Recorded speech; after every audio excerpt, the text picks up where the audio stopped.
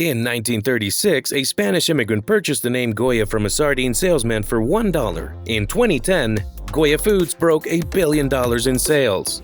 With nothing more than a small storefront on Lower Manhattan's Duane Street, some olive oil, and a couple of cans of sardines, Don Prudencio Unanue and his wife Carolina pledged to the growing Latin population of the 1900s New York that if it is Goya, it has to be good. This promise led what started as nothing more than a husband and wife selling authentic Spanish foods to support their 4 sons to steadily grow into an edible empire plagued with politics, family feuds, and a lot of rice and beans. This is the story of how America's most politically polarizing bag of rice and beans infiltrated every Latino household and nearly got thrown out with just a few words. Before Goya Foods was a large enough name in the industry to be on the radar of influential political figures like Donald Trump, Alexandria Ocasio-Cortez, and Michelle Obama, the company's humble beginnings came at the hands of Don Prudencio Unanue. Prudencio Unanue Ortiz was born in Villa Sana de Mena in the Burgos province of northern Spain in 1886. In search of better opportunities, he migrated to San Lorenzo, Puerto Rico at the age of 17 and was able to establish a small food distribution business there.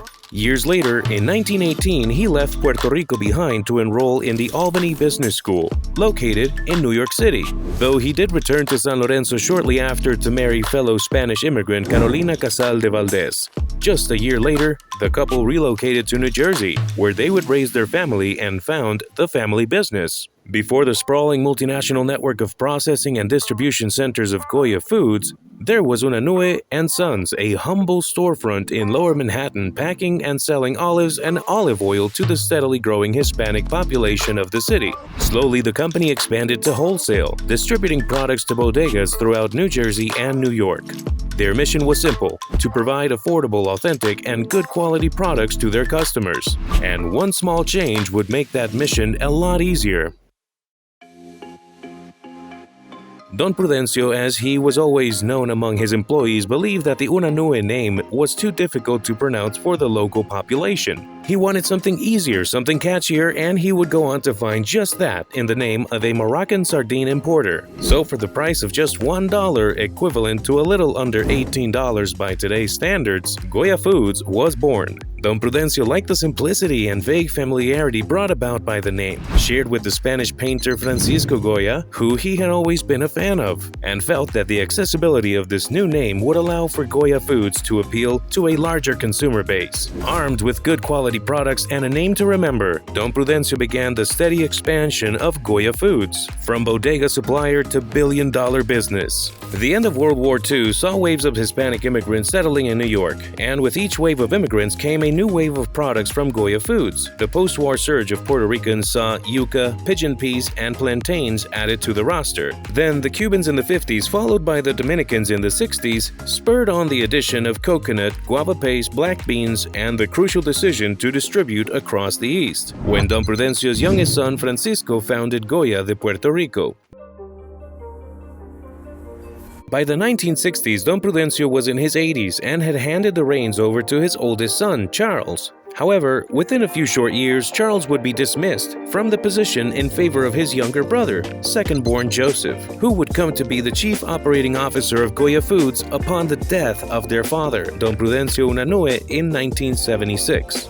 Now at the helm of a company valued at $8.5 million, Joseph Unanue's decades as the head of the company would be vital to the growth of Goya Foods. In the early 1980s, with hundreds of products on their roster and multinational production facilities, Goya was in the prime position to capitalize on the growth of the Hispanic market, with American consumers leaning more towards traditional Hispanic foods than ever before. Goya's English marketing and the simple promise of, if it's Goya, it has to be good, was able to capture the attention of the emerging non-Hispanic market. Through their dedication to maintaining good quality products and affordable prices, Goya Foods was able to grow from a 7-figure valuation to $750 million generated in annual revenue by 2004. On the cusp of his 80s, Joseph was set to pass the reins on to his own son, heir apparent to what had become Goya Foods' empire, Andy Unanue. With the third-generation Unanue businessman came new ideas and bigger markets to conquer, but also bigger divides between the family.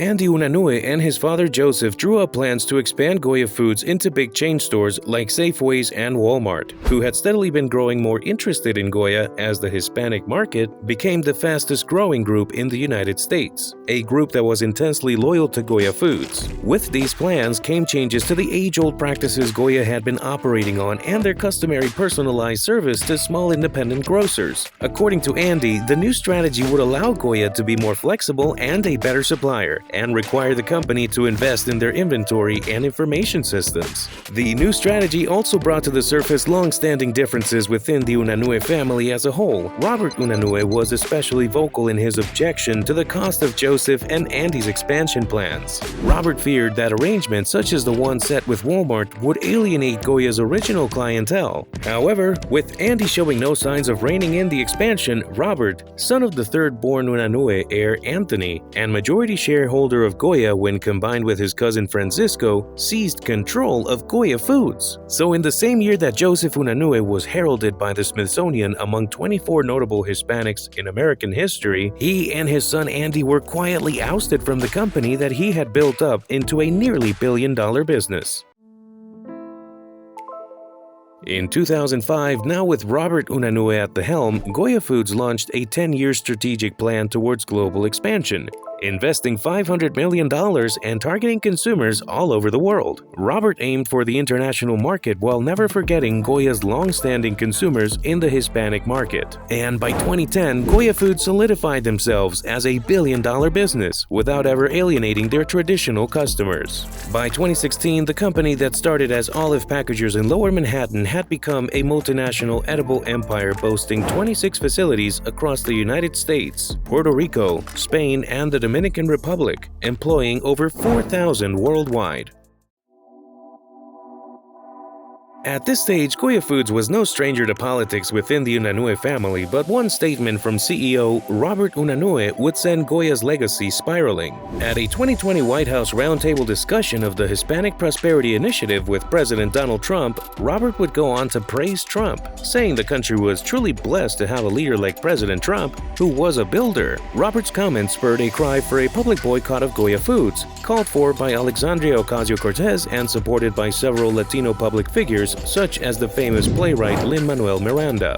Robert declined to apologize for his comments, stating that the public outcry and call for a boycott was a suppression of speech, instead utilizing Goya's corporate social media presence to call attention to his pledge at the same White House event to donate food to those affected by the pandemic. Supporters of Goya then called for an anti-boycott termed a boycott. 5 months later after the controversy, Robert stated that he named Ocasio-Cortez Employee of the Month following a 1,000% sales spike as a result of her boycott call.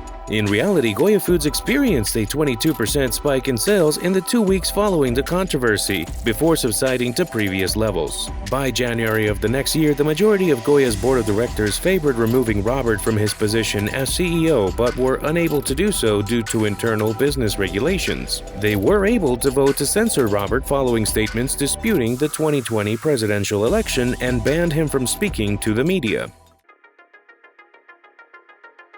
Today, Goya Foods is valued at over $1 billion and heavily emphasizes their Goya Gives program, which supports nearly 300 charitable pursuits, making Goya one of the leading food brands in the social influence and community support.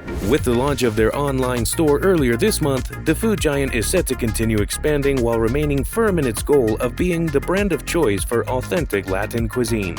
From dividing the nation to dividing the family, Goya Foods is no stranger to controversy and politics. Throughout this, the brand continues to grow as America's #1 Latin-owned food company, with the Unanue family now cemented as one of America's elite as the 170th richest family in the country. So perhaps there is some truth to the statement: if it is Goya, it has to be good.